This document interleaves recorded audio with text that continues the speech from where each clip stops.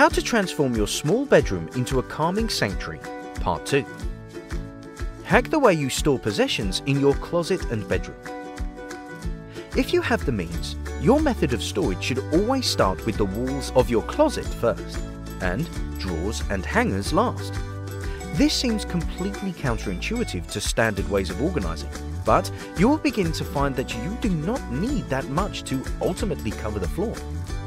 Pieces of furniture like dressers are the biggest enemy in compact living, so it is smarter to use all of the walls beforehand. Hats, purses, ties, scarves, and just about any accessory item you can think of can be slipped onto hooks in a jiffy. Hooks are your best friend because they can typically be installed in less than a minute and are easy to remove and mount somewhere else if the situation calls for it.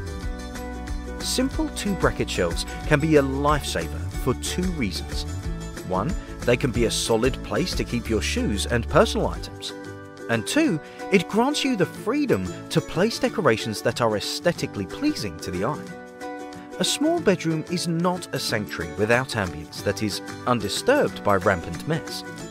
If you are in the boat of having way too many clothes for your own good, try using baskets that can stack and are on rollers.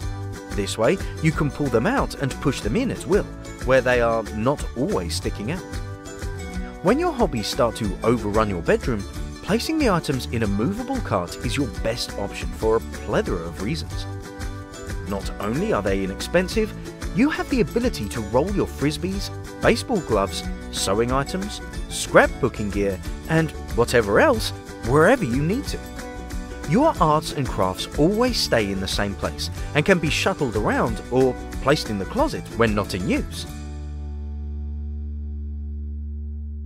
Next time, I'm going to share with you a complete version of this preview video.